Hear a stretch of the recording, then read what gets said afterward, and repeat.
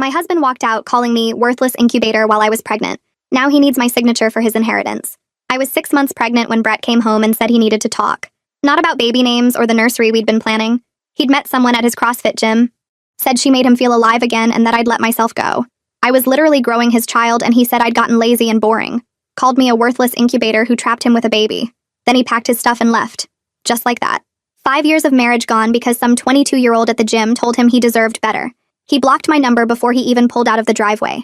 His mom called the next day, asking what I did to make him leave. Not checking if I was okay, just assuming I'd done something wrong. When I told her he left me for another woman, she said maybe I should have tried harder to keep his interest. His whole family unfriended me online that same week. I had to handle everything alone. Every doctor appointment, every birthing class, every middle of the night panic about being a single mom. Brett never asked about the baby, never sent money, nothing. I paid for everything myself while working until the day I went into labor. When our daughter Haley was born, I texted him from one of my friend's phones. He responded, saying he wasn't ready to be tied down and I should handle it. That's it. No questions about her health, her name, nothing. My brother had to drive me home from the hospital because Brett was too busy with his new life. For 2 years, I raised Haley alone. He never paid child support because he'd quit his corporate job to become a personal trainer at his girlfriend's daddy's gym. Cash only, no official income to report. I worked from home doing data entry while taking care of a baby. Brett was living in his girlfriend's condo, posting gym selfies and vacation photos. Never once asked about Haley. His family acted like she didn't exist. Then his girlfriend's dad sold the gym and fired him. She dumped him the same week and suddenly Brett remembered he had a family. He showed up at my door at 10 p.m. on a Tuesday with a duffel bag. Said he was ready to come home and be a father now, like he'd been away on a business trip or something. I laughed and tried to close the door, but he pushed his way in. Started talking about how we could make it work, how he'd grown as a person, how he missed what we had. Never apologized for leaving, never mentioned the horrible things he said, never asked about what we'd been through. He actually went to the kitchen and started making himself a sandwich with my food. Said he'd sleep on the couch until I was ready to let him back in the bedroom. I told him to leave and he said I couldn't kick him out because his name was still on the lease. He'd been thinking about coming back, so he never took himself off it. The landlord confirmed Brett had the right to stay. So this man who abandoned his pregnant wife moved into my living room like a squatter. He'd eat my food, use my stuff, leave his gym clothes everywhere. When Haley woke up crying, he'd complain about the noise. Never offered to help, just complained. His mom started calling again, saying how wonderful it was that Brett was giving me another chance, that I should be grateful he came back at all. She actually said most men wouldn't return to a woman who'd gained baby weight. I hadn't even gained that much weight, but apparently existing as a normal postpartum woman was offensive to their family. Brett started bringing dates to the apartment. Said since we weren't together, he could do what he wanted in his own home. These random women would be in my kitchen at breakfast while I'm trying to feed Haley. One of them asked if I was the nanny. Brett didn't correct her. After 3 weeks of this, Brett's dad died. Turns out he'd been rich from some patents he owned. Left Brett $200,000, but with one condition. Brett had to be legally married to receive it. Guess who was still legally married to Brett because he'd abandoned the divorce papers I'd sent him? Suddenly Brett was super interested in being a husband again. Brought flowers, ordered takeout, said we should work things out for Haley's sake. When I said no, he got nasty. Said no judge would give a broke single mom full custody when he was about to have money. Said he'd take Haley just to spite me if I didn't cooperate. That's when I played my cards. I pulled out my phone and opened the folder I'd been building since the day he walked back into my life. Screenshots of every text message he'd sent from that burner number. Photos of the dates he'd brought home. A spreadsheet tracking every dollar I'd spent on Haley while he posted vacation pictures online. Brett's face went from smug to pale in about 3 seconds. I showed him the text he'd sent when Haley was born, the one where he said he wasn't ready to be tied down. Showed him the witness statements from my neighbors who'd seen him bring different women into my apartment while his 2-year-old daughter slept in the next room. Showed him the bank records proving he'd contributed exactly $0 to raising his child. He tried to grab my phone, but I pulled it back and reminded him that everything was backed up in 3 different places. His hands were shaking a little bit now, and that felt good. Brett let out this fake laugh that didn't match his eyes and said none of it mattered because we were still married and he had rights as a father. I sat down on the couch and looked right at him while I explained that I'd already talked to Lydia Vasquez, a family law attorney who specialized in abandonment cases. She'd reviewed everything I had and told me it was one of the strongest cases she'd seen in 15 years of practice. Brett's lawyer face crumbled and he started pacing around my living room like a trapped animal. He kept running his hands through his hair and I could see him trying to figure out how this had gone so wrong for him. The man who'd called me worthless was realizing I'd been 3 steps ahead of him the whole time. His whole attitude changed right there in front of me. Suddenly he wanted to talk things through like reasonable adults. Said we could work something out that benefited both of us. Maybe split the inheritance 50-50 and work out a custody arrangement that gave us equal time with Haley. He actually used the word partnership like we were business associates instead of a man who'd abandoned his pregnant wife. I watched him try to smile at me the way he used to when he wanted something, and it made my skin crawl. This was the same person who'd blocked my number before he even left the driveway, who'd ignored every update about his daughter's first 2 years of life. Now he wanted to negotiate because he finally understood I had power. I told him exactly what I wanted and didn't sugarcoat any of it. Full custody with him getting supervised visitation if he completed parenting classes and proved he could be consistent. Every single penny of child support he owed for the past 2 years, calculated at his old corporate salary since he'd deliberately hidden income. A fair division of the inheritance since we were legally married when his father died. Brett's eyes went wide and I could actually see him doing math in his head. 2 years of child support at his old salary would be around $40,000. Add in legal fees and half the inheritance, and he was looking at walking away with maybe $60,000 or $70,000 instead of the full $200,000. His jaw clenched and he asked if I was trying to punish him. I said no. I was trying to get what Haley deserved from the father who'd pretended she didn't exist. That's when he got nasty again. Said he'd fight me for custody out of pure spite, drag this through court for years until I was completely broke and broken. Threatened to tell the judge I was an unfit mother who kept his daughter from him, that I'd poisoned Haley against her own father. I let him finish his little rant, and then pulled up more files on my phone. Voice recordings of him complaining about Haley crying at night, saying she was ruining his sleep and he couldn't wait to move out again. Text messages to his gym buddies calling her a mistake and saying he should have pushed harder for me to terminate the pregnancy. Photos Kaya had taken of him making out with some woman on my couch, while Haley's toys were scattered on the floor 3 feet away. I asked him how he thought that would play in front of a family court judge. The next morning my phone rang at 7, and it was Brett's mom. She didn't even say hello, just launched right into demanding to know what I was doing to her son. Said I was being vindictive and cruel, trying to keep Brett from his rightful inheritance over some petty grudge. Asked how I could be so heartless when Brett's father had just died and he was grieving.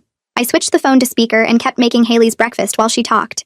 She went on about how Brett had made mistakes, but he was trying to make things right, and I was punishing him for being human. Never once asked about Haley, or acknowledged that her son had abandoned his pregnant wife and infant daughter. Just wanted to know why I was making things difficult for poor Brett. I waited until she ran out of steam, and then spoke in the calmest voice I could manage. Told her that Brett had walked out when I was 6 months pregnant and called me a worthless incubator. That he'd blocked my number and refused to help with anything related to Haley for 2 solid years. That he'd never sent money, never asked about doctor appointments or milestones, never even asked what we named his daughter. That he'd only come back when he needed my signature for money, and had been bringing dates into my home while his toddler daughter was here. She went completely silent on the other end. Then she said in this cold voice that I must have done something to deserve it. That good men didn't just leave for no reason. Said maybe if I'd been a better wife, Brett wouldn't have needed to find happiness elsewhere. Then she hung up on me before I could respond. Kaya showed up that afternoon with 2 bags of groceries and a determined look on her face. She'd been my neighbor since before Haley was born and had watched the whole situation unfold. Put the groceries away while I got Haley settled with her blocks, and then sat down at my kitchen table with a notebook. Said she'd been keeping detailed notes every time Brett brought a woman home, including dates and times and descriptions. Had written down every complaint he'd made about Haley crying or needing things, every time he'd eaten my food, or used my stuff without asking. She'd even taken photos of his date's cars in the parking lot as proof of the timeline. Told me she'd testify in court if I needed her to, that she was sick of watching him treat me and Haley like we were nothing. I hugged her and tried not to cry because having someone actually believe me and support me felt overwhelming after years of doing everything alone. At Lydia's office, I spread everything out on her conference table. 2 years worth of documentation showing exactly what kind of father Brett had been. The text from when Haley was born where he said I should handle it. Screenshots of his social media posts from expensive vacations while I was buying diapers with spare change. Witness statements from Kaya and my brother and the neighbors who'd seen him abandon us. Bank records proving 0 child support payments despite him working and earning money. Lydia went through it all methodically, making notes and organizing things into folders. When she finished, she looked up at me and said, this was one of the strongest abandonment cases she'd ever seen. Said Brett's own words admitting he wasn't ready to be a father would destroy any custody claim he tried to make. She explained that Brett's threats were completely empty. No judge would give significant custody to a father who'd voluntarily abandoned his child for 2 years and only returned when he needed something. His credibility was shot before he even walked into a courtroom. The documentation I had would prove a pattern of neglect and self-interest that made him look terrible. Add in the witnesses willing to testify about him bringing dates around Haley and complaining about basic parenting responsibilities, and he had no case at all. Lydia said we could push for full legal and physical custody with him getting only supervised visitation, and we'd probably win without much fight. Said the child support claim was solid too, since he'd been working and deliberately hiding income. Brett had backed himself into a corner, and the only way out was going to cost him a lot of money. I left Lydia's office with a folder full of paperwork and a plan that felt solid for the first time in years. She'd laid out everything in terms even someone as exhausted as me could understand. Full custody wasn't just possible, it was likely. Back child support wasn't just fair, it was enforceable. And half the inheritance wasn't greedy. It was my legal right as his wife. Brett had trapped himself by staying married to me, and now that trap was going to cost him everything he thought he'd won. The drive home felt different. I wasn't scared anymore. I wasn't second-guessing myself or wondering if I was being too harsh. Brett had made his choices, and now I was making mine. Haley was asleep in her car seat, her little hand clutching the stuffed rabbit she took everywhere. She deserved better than a father who only showed up when he needed something. She deserved stability and security and a parent who put her first. I was going to make sure she got that, no matter what Brett tried to pull. When I unlocked the apartment door, Brett was sprawled across my couch with his feet on my coffee table, eating chips straight from the bag and watching some action movie at full volume. He didn't even look up when I came in, just kept shoving chips in his mouth like he owned the place. I set Haley's carrier down gently in the corner and pulled the divorce papers from my bag. My hands weren't shaking. I walked over and stood between him and the TV until he had no choice but to acknowledge me. He looked annoyed at first, like I was interrupting something important. Then I held out the papers and his expression changed. He took them from me without saying anything and started reading. I watched his face go from confused to shocked to angry in about 30 seconds. His jaw clenched. His neck turned red. He flipped through the pages faster and faster, and I could see the exact moment he understood what he was looking at. Full custody. 2 years of back support calculated at his old corporate salary, not his fake trainer income, and half of his daddy's money that he'd been counting on to fund his new life. Brett jumped off the couch so fast he knocked the chip bag onto the floor. He was yelling before he even fully stood up, waving the papers in my face and saying I couldn't do this, that I didn't earn his inheritance and I had no right to take it, that his father left that money to him, not me. I stayed calm, which seemed to make him even madder. I pointed out that we were legally married, which made it marital property under state law, that his father's will requiring him to be married actually worked in my favor now, that he'd been so busy trying to use our marriage as leverage that he'd forgotten I could do the same thing. He threatened to refuse to sign anything, said he'd drag this out in court for years if he had to, that he'd make my life so difficult I'd give up and settle for whatever he offered. I reminded him that he couldn't access the inheritance without being married and I was the only wife he had, that every day he delayed was another day without his money, that he was trapped by the same situation he'd tried to use against me, and the only way out was going to cost him more than he wanted to pay. Brett's face went from red to purple. He threw the papers on the floor and stormed toward the door, already pulling out his phone. I heard him in the hallway, his voice loud and angry as he presumably called Owen. I picked up the papers, smoothed them out, and put them back in the folder. Then I got Haley out of her carrier and started making her dinner like nothing had happened. Mac and cheese, her favorite. She babbled at me while I stirred the pot, completely unaware that her father was outside losing his mind over paperwork that was going to change all our lives. After dinner, I gave Haley her bath, let her play with her bath toys until the water got cold, then got her into pajamas and read her 3 books before bed. The whole time I felt calmer than I had in weeks. I had a real plan now. Documentation that proved everything. A lawyer who knew what she was doing, and leverage that Brett couldn't get around no matter how much he yelled or threatened. He'd spent 2 years thinking he held all the cards, but he'd been wrong. I'd been building my case the whole time, and now it was strong enough to protect both me and Haley from whatever he tried next. The next day, my phone rang while I was working. Unknown number, but I answered anyway. A man's voice introduced himself as Owen and said he was calling on Brett's behalf. He had that smooth lawyer tone that was probably supposed to make me feel intimidated, like I was out of my depth. He suggested we could settle this quickly and reasonably without involving the courts. Said Brett was willing to be generous if I was willing to be flexible. I told him to talk to Lydia and hung up before he could finish his sentence. I wasn't going to let some lawyer bully me into accepting less than what was fair, and I definitely wasn't going to negotiate without my own representation present. Brett came home that night looking completely different from the angry man who'd stormed out the day before. His shoulders were slumped. His face was tired. He asked if we could talk like adults, using this reasonable voice that I immediately didn't trust.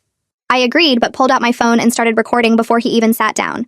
It's legal in our state to record conversations you're part of, and I wasn't about to have another situation where it was his word against mine.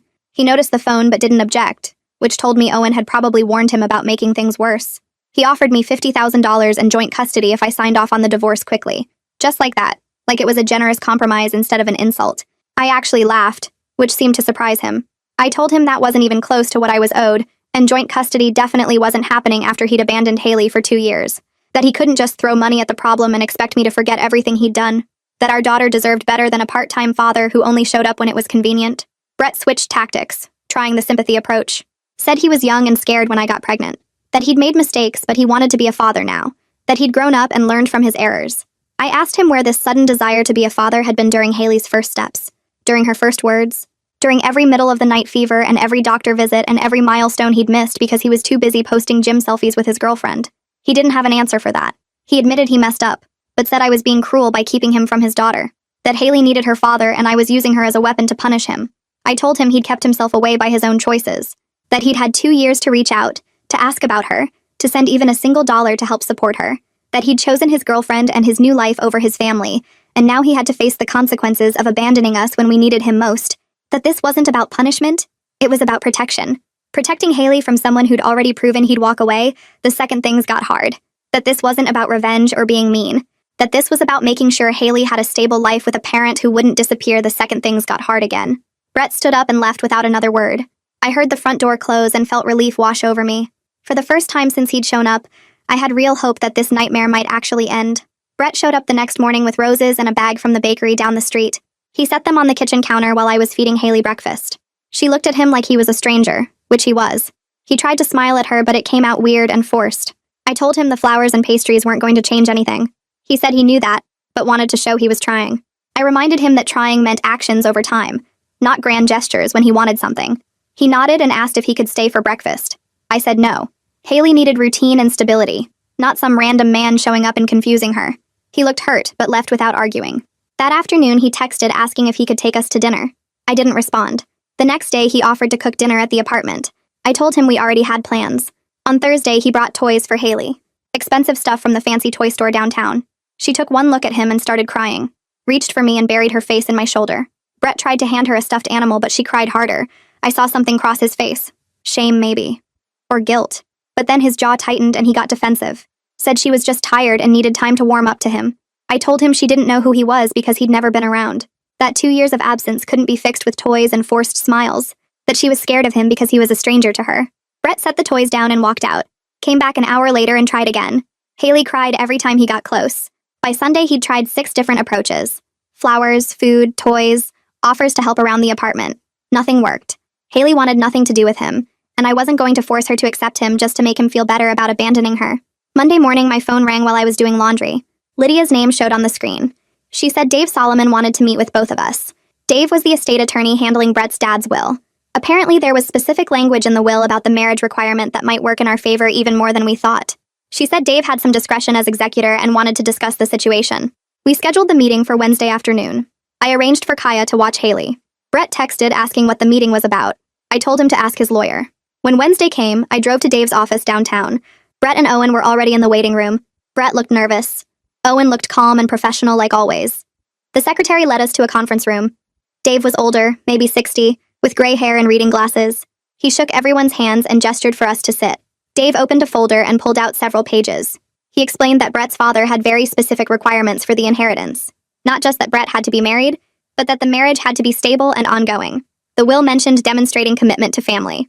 Words like responsibility and dedication appeared multiple times. Dave looked at Brett and said the language suggested his father wanted to ensure Brett was a responsible family man before giving him access to that much money. Brett shifted in his chair. Dave continued reading sections of the will out loud. Every part emphasized family commitment and stability. Nothing about just being technically married on paper. Dave set the papers down and looked directly at Brett. He said that as executor, he had discretion to determine whether Brett actually met the requirements his father set out. That the will wasn't just about marital status, but about character and commitment. Dave said he'd been doing research since Owen first contacted him, found out about the separation and abandonment, about Haley being born while Brett was living with another woman, about 2 years of zero contact and zero support. Dave folded his hands on the table. He said given all that information, he was inclined to rule that Brett didn't qualify for the inheritance at all, that abandoning a pregnant wife was the exact opposite of what his father intended when he wrote those requirements.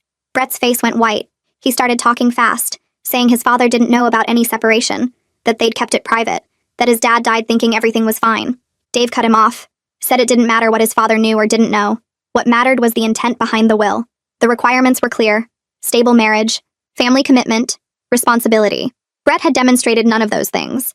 Dave said the whole point was to make sure Brett was a good husband and father before giving him money. Walking out on a pregnant wife showed he was neither. I watched Brett's whole plan collapse right in front of him. His face changed from white to red. His hands gripped the edge of the table. Owen put a hand on his arm, but Brett shook it off. He started arguing that this wasn't fair, that his father would have wanted him to have the money, that Dave was interpreting the will wrong. Dave stayed calm, said his interpretation was well within his authority as executor, that if Brett wanted to challenge it, he could take it to probate court. But that would take months and cost tens of thousands in legal fees, money Brett didn't have, and even then, a judge would likely agree that Brett's actions showed a complete lack of family commitment. Brett slumped back in his chair. I could see him doing the math. No inheritance, child support payments, legal fees. He'd end up with nothing or worse than nothing. Dave suggested a compromise. said Brett could still access the inheritance if he agreed to my terms, and demonstrated genuine commitment to supporting Haley going forward. Not just signing papers, but actually following through. Paying support on time, being present in Haley's life in a healthy way, completing parenting classes. Dave said this wasn't about punishing Brett. It was about making sure he took responsibility like his father wanted, that the money would be released once Brett proved he was serious about being a father instead of just wanting cash. Owen asked for a private conversation with Brett. They went to a smaller office down the hall. Through the glass door, I could see Brett getting more and more worked up. His hands moved around. His face got red again. Owen stayed calm, probably explaining how badly Brett had messed up by trying to manipulate everything, how he'd backed himself into a corner with no good options. They talked for maybe 15 minutes. When they came back, Owen did the talking. He said Brett was willing to accept my original terms with one change. He wanted scheduled visitation with Haley once the divorce was final, starting with supervised visits to build a relationship slowly, gradually increasing time if things went well. He said Brett understood he couldn't just show up and be a father overnight, that he needed to earn Haley's trust and prove himself. I looked at Lydia. She nodded slightly. I told them I'd consider supervised visitation only after Brett completed parenting classes and paid the first 6 months of child support up front. If he was serious about being a father, he could prove it with actions, not promises, not flowers or toys, real actions that showed commitment. Brett looked at Owen. Owen looked at Dave. Dave said that sounded reasonable and would satisfy the will's requirements if Brett followed through. Brett closed his eyes for a second, then nodded, said fine. He'd do it. Owen pulled out his laptop and started typing. Brett sat with his arms crossed, staring at the table while the keys clicked. I watched Owen's face as he worked through each section, checking details with Dave and Lydia. The custody arrangement, the support payments, the inheritance split. Every few minutes, Owen would read a line out loud, and Brett would nod without looking up. His whole body looked tight, like he was holding himself together by force. Dave leaned over to review what Owen was writing and made a few suggestions about the language. Lydia did the same from my side, her pen marking notes on her own copy. The whole process took maybe 20 minutes, but it felt longer. Nobody talked except to clarify legal terms. When Owen finished, he printed 4 copies and passed them around the table. I read through mine carefully, checking every word. Full legal and physical custody to me. 2 years of back child support calculated at Brett's old salary, which came out to way more than I expected. 40% of the $200,000 inheritance.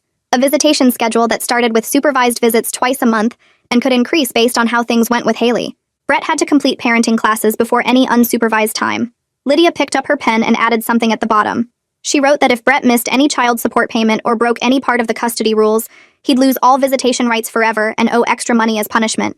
She showed it to Dave, who nodded and added it to his copy. Owen read it and looked at Brett, who just shrugged and looked away. We all signed. My hand was steady when I wrote my name. Brett's hand shook a little when he signed his. Dave collected the papers and said he'd hold the inheritance money until the divorce was final, and Brett made his first support payment. Brett pulled out his checkbook right there at the table. He wrote a check for 6 months of support, his pen pressing hard into the paper. He ripped it out and handed it to me without making eye contact. I folded it and put it in my purse. Walking out of Dave's office, I felt like I could breathe for the first time in months. The air outside was cool and the sun was starting to set. My car was parked 3 rows away from Brett's truck. He followed me across the parking lot, calling my name. I turned around and held up my hand. All communication goes through our lawyers now. He needed to be out of my apartment in 48 hours like the agreement said. He opened his mouth to argue, but I was already walking away. I got in my car and locked the doors before he could say anything else. The next day, I went to work like normal. Kaya came over to watch Haley around 9 in the morning. She texted me at lunch saying Brett had shown up with boxes and garbage bags. He took his clothes, his gym equipment, the gaming system he'd bought with my money. He didn't say anything to Kaya or try to see Haley, just loaded his truck and left. When I got home that evening, his key was sitting on the kitchen counter next to a coffee ring. No note, no apology, just the key. I picked it up and called Wesley right away. He said he could come by the next morning to change the locks and get the paperwork done to remove Brett's name from the lease. I also called my credit card company and changed all my passwords that night. Brett knew too much about my accounts and I didn't trust him not to try something. 6 weeks later, I stood in the courthouse hallway with Lydia. Brett and Owen were on the other side, maybe 30 feet away. We didn't look at each other. The judge called us in and we sat on opposite sides of the courtroom. The whole thing took less than 10 minutes. The judge reviewed the settlement agreement, asked if we both understood and agreed to the terms and signed the papers. That was it. I was officially divorced.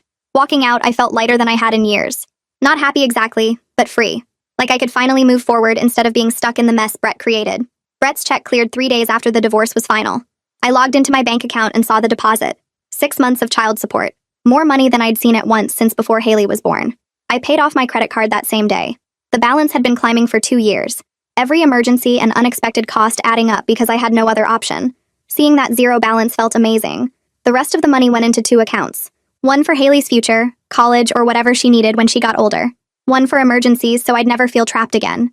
I could handle an unexpected car repair or medical bill without panic. I could breathe. 2 weeks later, Brett showed up for his first supervised visit at the family center across town. I drove Haley there and checked in with the supervisor, a woman named Sandra, who explained how everything worked.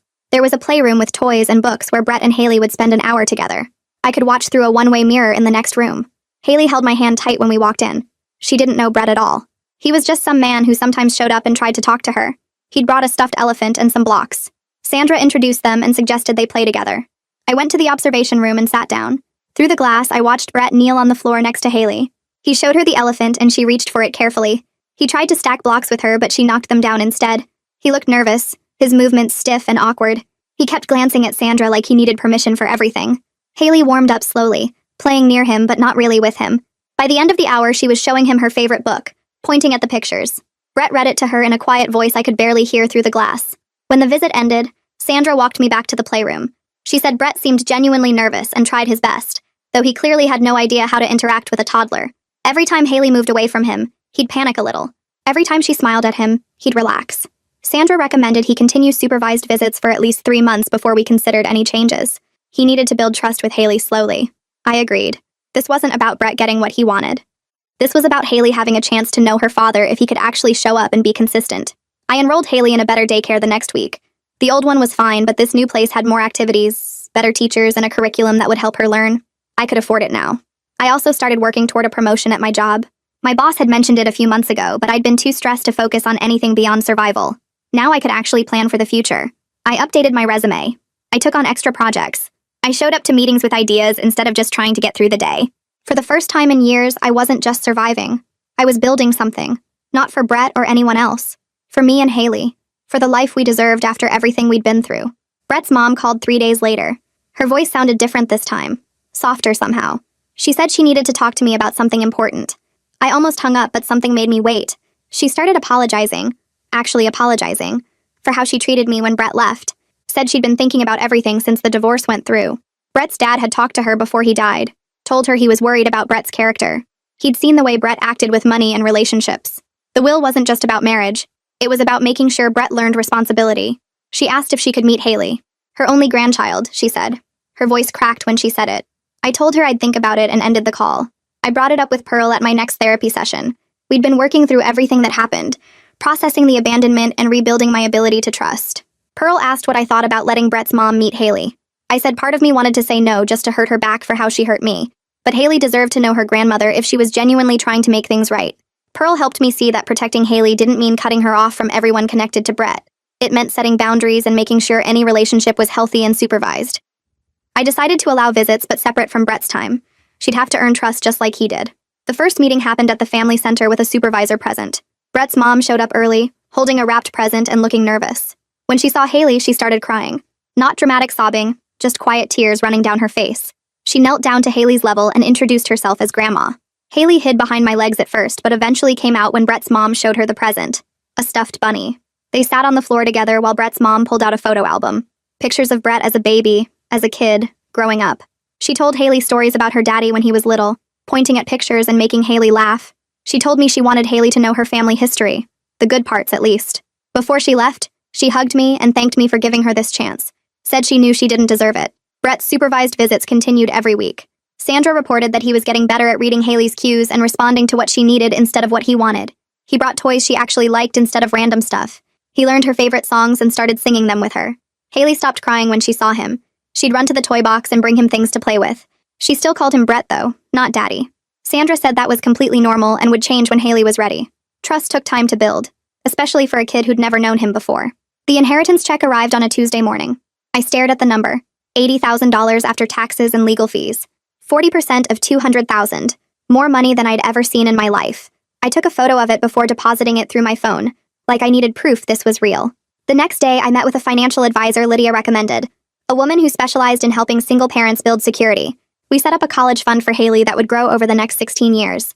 Put money aside for emergencies, car repairs, medical bills, all the things that used to terrify me. Created a savings account I wouldn't touch except for real needs. For the first time ever, I had a safety net. I could breathe without worrying that one bad week would destroy everything. Kaya came over for dinner that Friday. While Haley played with her blocks, Kaya mentioned that one of her co-workers had been asking about me, a single dad with a daughter around Haley's age. He'd seen me at pickup once and wanted to know if I was seeing anyone. Kaya showed me his social media, just casual pictures of him with his kid at the park. Nothing weird. I told her I wasn't ready yet. Dating felt like something from another lifetime, back when I believed people meant what they said. But knowing someone was interested felt good in a strange way. Like maybe someday I could trust someone again. Not now, but eventually. Brett sent a message through the co-parenting app 6 weeks into supervised visits. He wanted to take Haley to the park alone, just the two of them. I read it twice, then denied the request. Typed out a response reminding him that the agreement required supervised visits for at least 3 months. It had only been 6 weeks. He needed to follow the schedule we'd agreed to. No shortcuts just because he was getting impatient. He responded an hour later asking if we could meet to talk about the visitation schedule. Said he wanted to discuss adjustments. I agreed, but only at a coffee shop with Lydia present. Made it clear this wasn't about him getting what he wanted faster. This was about Haley's welfare and making sure any changes were appropriate for her development. We set a time for the following Tuesday. At the coffee shop, Brett looked tired. He ordered a black coffee and sat across from me and Lydia. Started talking immediately, saying being a father was harder than he thought. He'd assumed it would be like playing with a kid for an hour then going home. Instead, he had to think about her needs constantly, pay attention to her moods, figure out what she wanted when she couldn't explain it. He said he understood now why I was being cautious, asked what he needed to do to prove he was serious about being in Haley's life for the long term, not just when it was convenient. I looked at him for a long moment, told him the truth without sugarcoating it. I didn't know if I'd ever fully trust him after what he did. He'd abandoned me when I was pregnant and called me horrible things. He'd ignored his daughter for 2 years and only came back when he needed something. But I was willing to let him build a relationship with Haley if he consistently showed up and put her needs first. Actions mattered more than words. He'd have to prove himself over time, not with promises, but with reliability. Brett nodded slowly, said he'd been going to therapy too, working through why he ran away when things got hard. His therapist helped him see that he'd been selfish and scared, afraid of responsibility, afraid of being tied down, afraid of not being the center of attention anymore. He admitted he'd hurt me and Haley in ways he couldn't take back. Said he was trying to become someone Haley could be proud of eventually, even if that took years. I didn't forgive him. I told him that straight up at the coffee shop while Lydia sat next to me taking notes. Forgiveness wasn't part of this deal and never would be. He could be Haley's father if he proved himself, but we weren't going to be friends. We weren't going to have nice conversations about our days or share parenting jokes. We were two people connected only by a kid, and that's all we'd ever be. Brett looked like I'd slapped him, but he nodded slowly. Said he understood and would respect that boundary. I didn't believe him yet, but at least he was saying the right words for once. The next 3 months went by faster than I expected. Brett showed up for every single visit at the family center. Never late, never making excuses. The supervisor called me after the 12th week and said Brett had completed all his parenting classes with good marks. She'd watched him with Haley through the observation window and saw real improvement. He was learning how to read her signals, how to play at her level, how to be patient when she got fussy. The supervisor recommended moving to unsupervised visits in public places with me staying close by. I agreed, but made it clear I'd be watching from wherever he took her. The park was busy on Saturday morning when Brett picked Haley up from my apartment. I followed in my car and parked where I could see the playground. Sat on a bench with my phone in my hand, ready to run over if anything seemed wrong. Brett carried Haley to the swings and set her in the baby seat, pushing her gently while she kicked her legs and laughed. He caught her at the bottom of the slide when she came down, making sure she landed safely in his arms. Watching him interact with her stirred up feelings I didn't want to deal with. Anger at all the moments like this he'd missed by choice. Sadness for Haley growing up without knowing her father for 2 years. But also this tiny bit of hope that maybe he was actually changing into someone who could be a decent parent. I hated that hope because trusting Brett again felt dangerous. Brett's mom started coming around more often after that. She asked if she could babysit Haley one afternoon a week, and I said yes after thinking about it for a few days. She showed up on time, brought age-appropriate toys, and genuinely seemed interested in getting to know her granddaughter. One evening while Haley played with blocks on the floor, Brett's mom sat at my kitchen table and apologized again. Said she'd spent years making excuses for Brett's bad behavior instead of holding him responsible. She'd blamed me for his leaving because it was easier than admitting her son was selfish and cruel.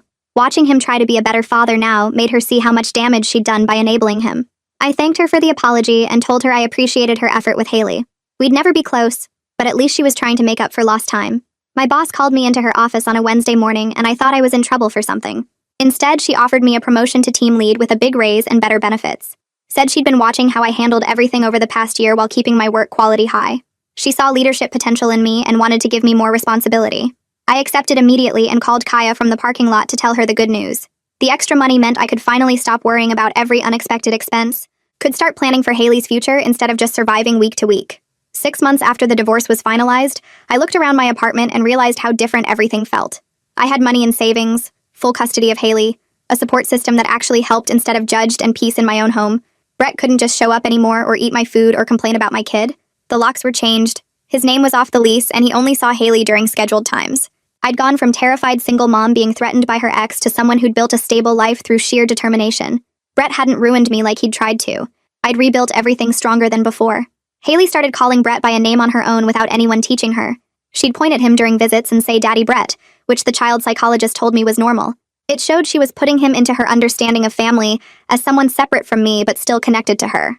I was okay with it because Haley knew I was her main parent. I was the one who fed her breakfast, took her to daycare, read her bedtime stories, and comforted her when she had nightmares. Brett was someone who visited sometimes and played with her at the park. That was enough for now. Brett sent a message through the co-parenting app asking if he could have Haley at his new apartment for a few hours. He'd decorated a small bedroom for her with a toddler bed and toys. I told him I needed to see the apartment first before agreeing to anything. He gave me the address and I showed up the next day while he was at work, using the key he'd left with his building manager. I checked every room for safety issues, made sure the outlets had covers, looked for anything dangerous she could reach. The apartment was clean and the bedroom he'd set up actually looked nice. I took photos and agreed to a trial visit with my phone on and ready to pick her up immediately if needed. The visit went fine.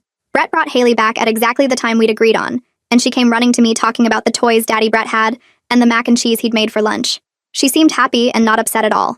I checked her over carefully for any signs of problems, but she was just a normal kid excited about new toys.